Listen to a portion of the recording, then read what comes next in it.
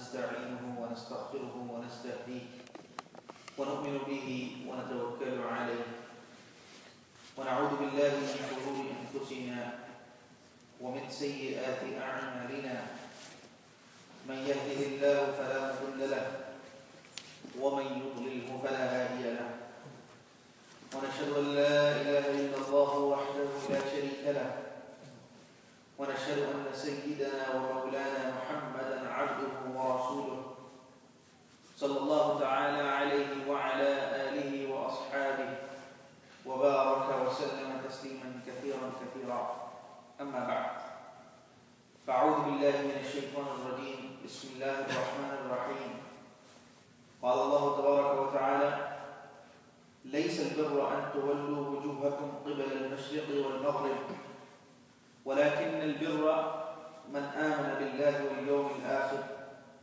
والملائكة والكتاب والنبيين وآتى المال على حبه ذوي القربى واليتامى والمساكين وابن السبيل والسائلين وفي الرقاب وأقام الصلاة وآتى الزكاة والموفون بعهدهم إذا عاهدوا والصابرين في البأساء والضراء وحين البأس أولئك الذين صدقوا وأولئك هم المتقون. صدق الله العظيم. اللهم صل على سيدنا مولانا محمد عدد ما ذكره الذاكرون وصل على سيدنا مولانا محمد عدد ما غفل عن ذكره الغافلون.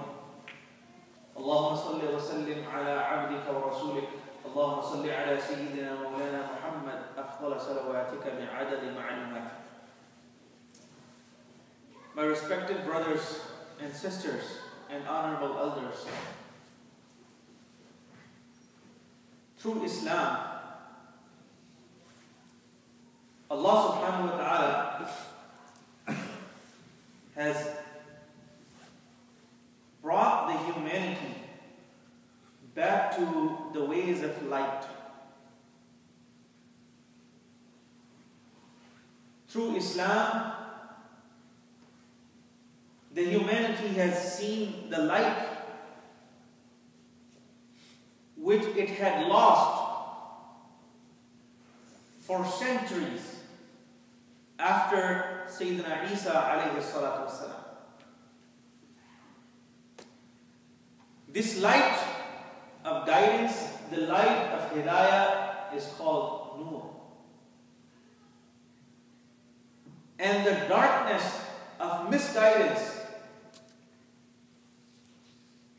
and the darkness of being misled is equated with zulm in Quran. And Allah subhanahu wa ta'ala said, Allahu waliyyu alladhina amanu yukhrijuhum min adh-dhulumati ila an-nur. Allah is the friend, protector, and ally of those who believe in Him. And He brings them out of the zulm, out of the darkness to the light. يخرجهم من الظلمات إلى النور. He brings them out of the darkness into the light of Islam, into the light of knowledge, into the light of revelation. وَالَّذِينَ كَفَرُوا أَوْلِيَاؤُهُمُ الطَّاغُوتُ. Those who disbelieve in Allah subhanahu wa ta'ala, their friend, their ally, and their protector is shaitan. And what does shaitan do?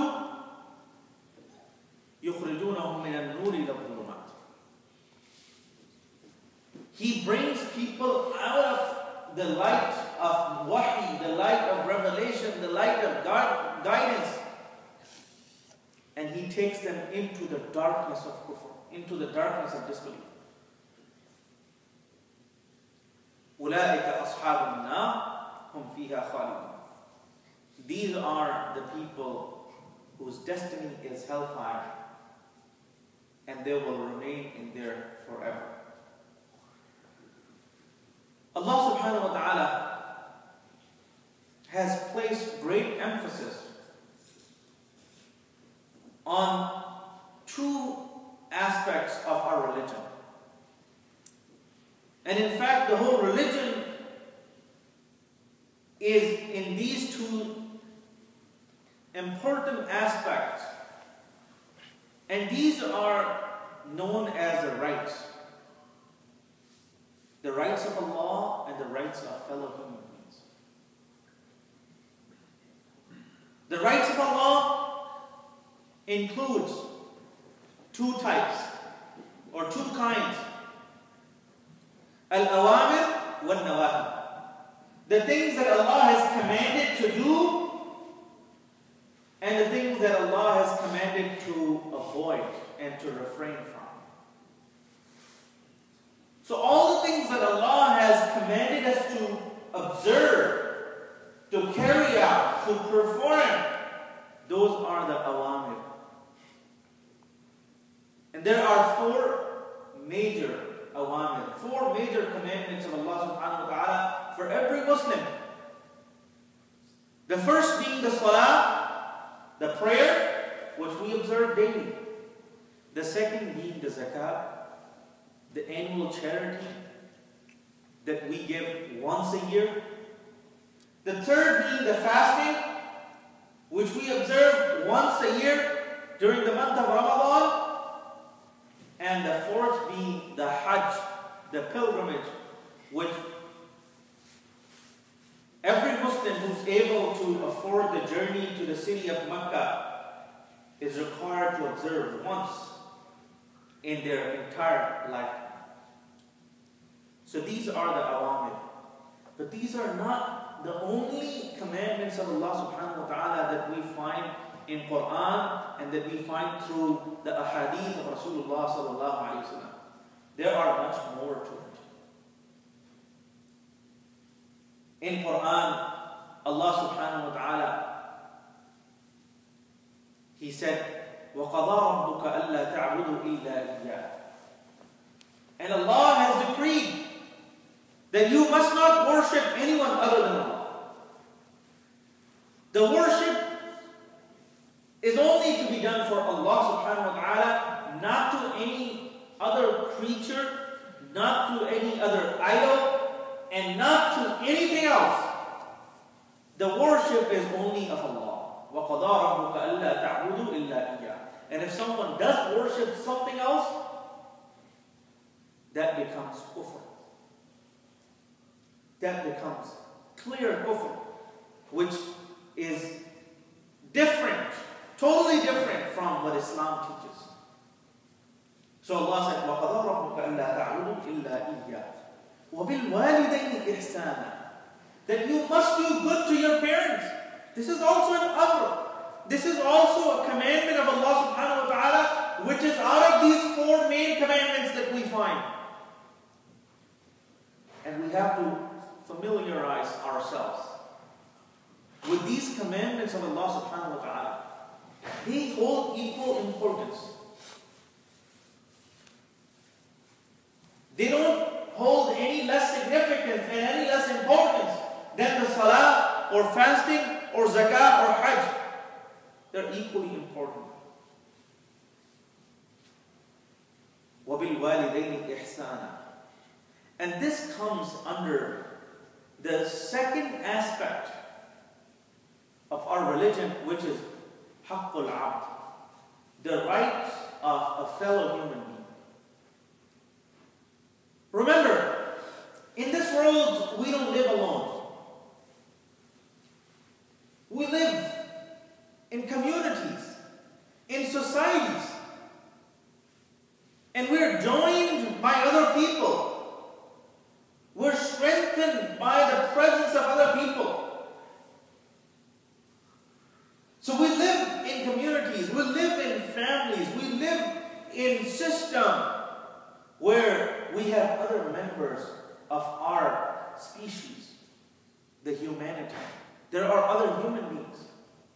Those other human beings may be our parents, maybe our brothers, maybe our sisters, maybe our friends, maybe our colleagues, maybe our boss, maybe our employee. Those human beings, they are in all forms possible to our imagination. Some are those that we are working for them, and some are those who are working for us. And some are those that we're working side by side. Therefore, Islam has proven itself to be very unique in placing great emphasis on the importance of fulfilling the rights of fellow human beings. Whether it is your father, or your mother, or your wife, or your son, or your daughter, or your brother, or your sister, or your friend, or anybody else. So, obviously, when it comes to the rights of fellow human beings, there are varying degrees of the rights. Some will have more rights, and some will have less rights. Your parents, your father, and your mother, they rank very high in regard to their rights upon their children. And your family, your wife, your children, your brothers, your sisters, they all come on the highest rank. So these are the aqribah. So Allah subhanahu wa ta'ala said in verse 177 of Surah Al-Baqarah, He said, لَيْسَ الْبِرَّ أَن تُوَلُّوا وُجُوهَكُمْ قِبَلَ الْمَشْرِقِ وَالْمَغْرِبِ. That the righteousness is not determined by facing east or west alone. Whether we turn our face to east or west in our prayer does not solely determine our righteousness. There was one incident where Rasulullah sallallahu alaihi wasallam, he was informed of a woman who used to observe a lot of nawafil, a lot of voluntary prayers, a lot of voluntary fasts. So she was great in performing all kinds of nawafil during the day and during the night, and all kinds of voluntary fast every week and every month, besides the month of Ramadan. But when Rasulullah sallallahu alaihi wasallam was told, وَلَكِنْ تُؤْذِي جِيرَانَهَا, that this woman, although she's a very pious woman, and she does so much voluntary ibadah, voluntary worship, but when it comes to her dealings with other people, especially her neighbors, she is very painful. She causes pain to them by disturbing them, by annoying them, by causing harm to them in different ways. So Rasulullah sallallahu alaihi wasallam, he said one brief sentence about her outcome. He said, "Hiya finnar." He said she will be in hellfire. So all the good deeds that she has been doing will not benefit her because of the weight of the harm that she has been causing to other people. The harm that she is causing to other people is greater than the good deeds that she has been performing. So this is the reality. That we have to make sure that we are not in any way causing any harm to anyone. And this includes Muslims and non-Muslims. Some people, they have this misunderstanding that it is okay to cause any kind of harm to the non-Muslim, because after all, he is not a Muslim. And it is an absolute error and misunderstanding.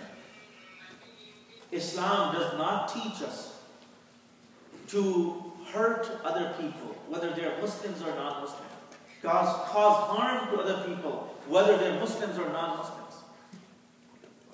Rasulullah sallallahu alayhi wa sallam, he taught us to do justice, whether it is against yourself or against your relatives or against your interests.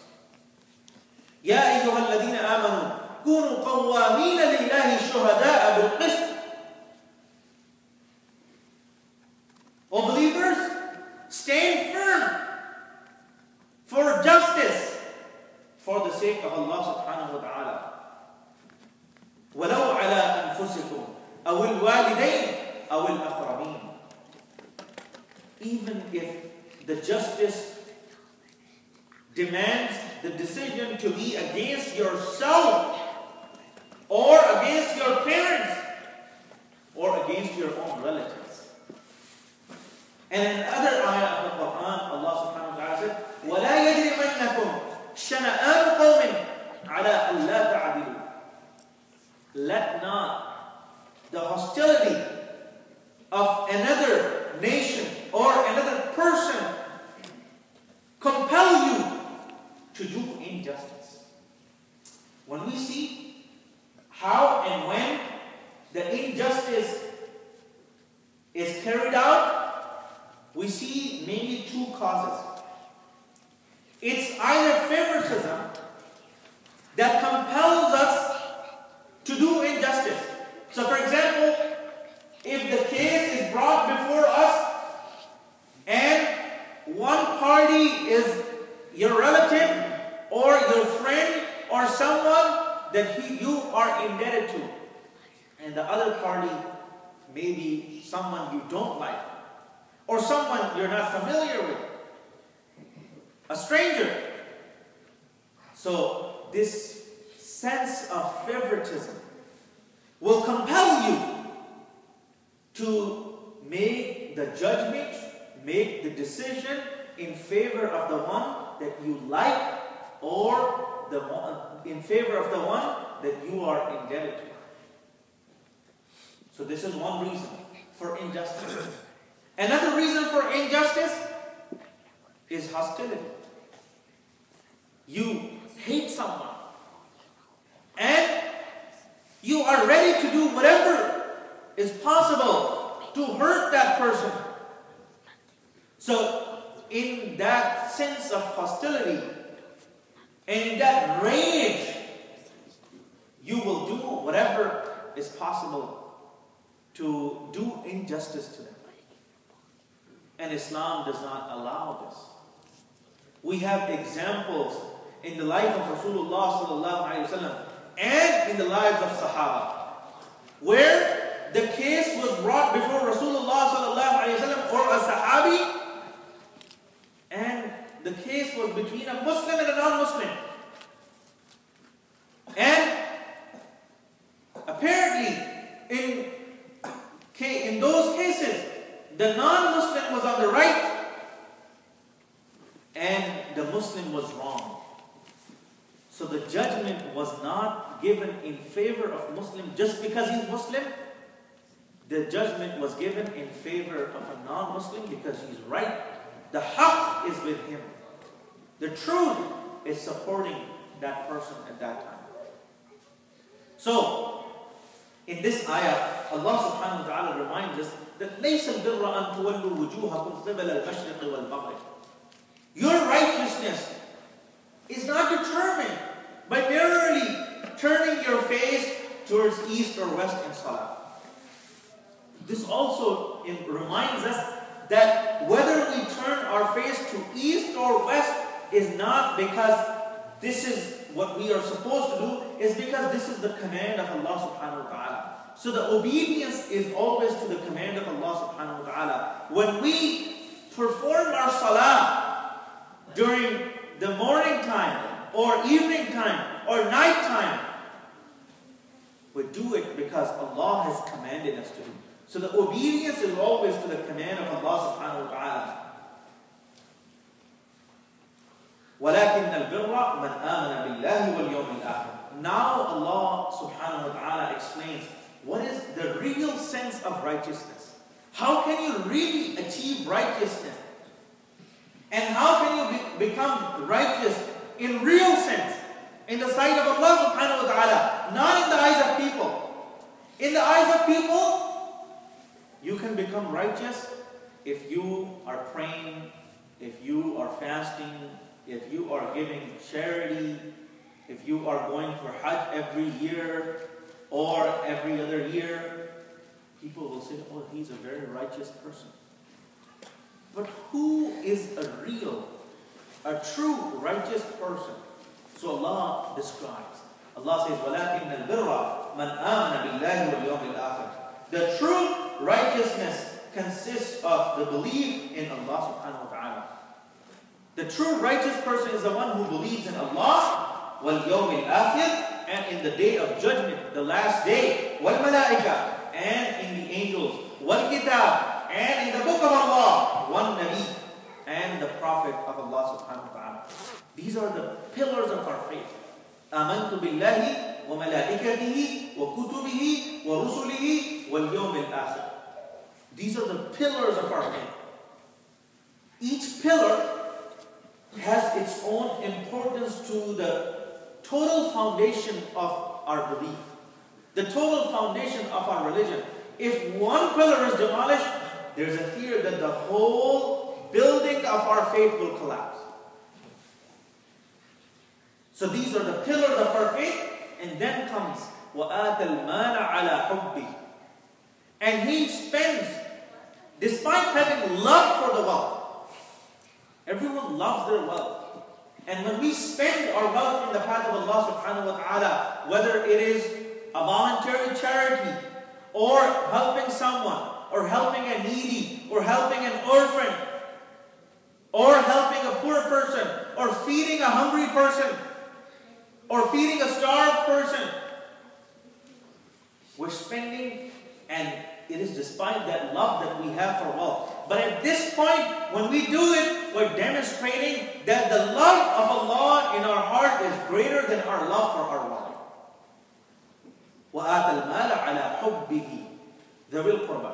So he spends his wealth upon the relatives, ذَوِي الْقُرْبَى وَالْيَتَامَى, and the orphans, وَالْمَسَاكِينَ, and the needy, وَابْنَ السَّبِيلِ, and the traveler, وَالسَّائِلِينَ, and the beggars, وَفِي الرِّقَابِ, and on the slaves, وَأَقَامَ الصَّلَاةِ. So this portion deals with the rights of our fellow human beings. And this highlights the right of spending. If you have the ability, if Allah subhanahu wa ta'ala has blessed you with the financial ability to spend on others, to help others, then you do not hesitate.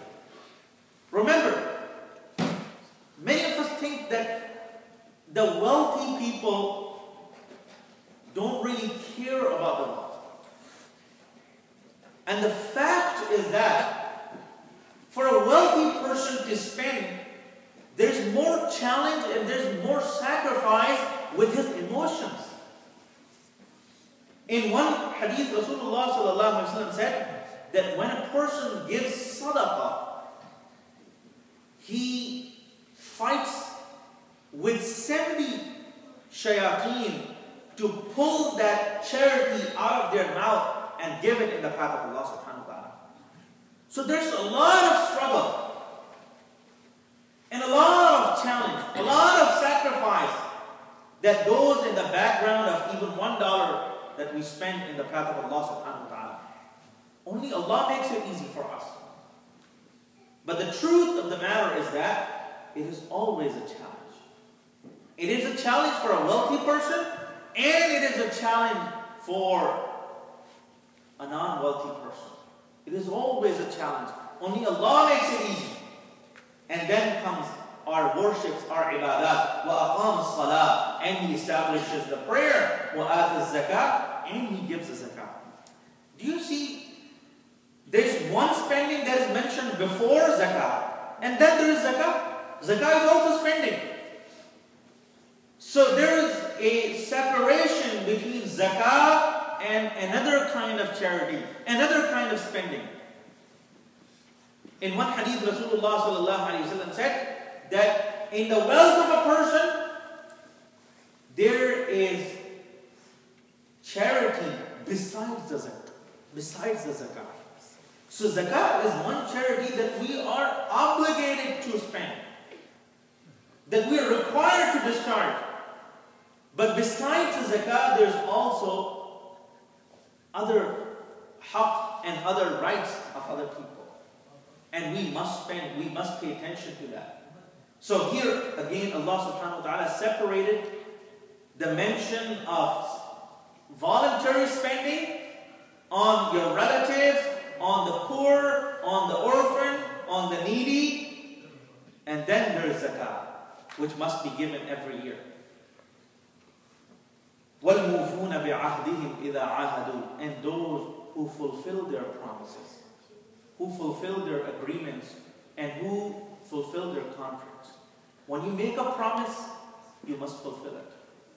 When you make an agreement, you must live by that agreement. So those who are true believers, who believe in Allah, who believe in the Day of Judgment, who believe in angels, who believe in the Prophet, who do all the good things, they are also those who fulfill their promises.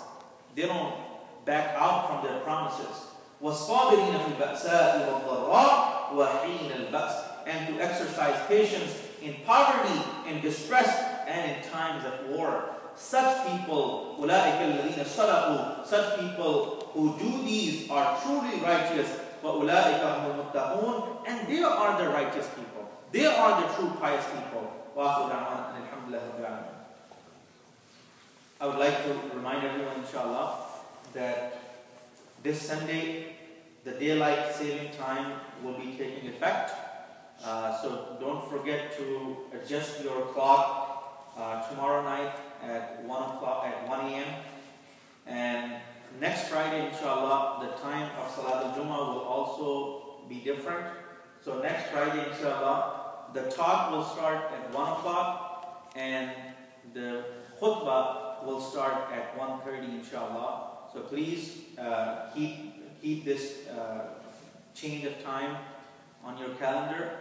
So next Friday, inshallah, the talk will start at 1 o'clock and the khutbah will start at 1:30, inshallah. I'm sorry?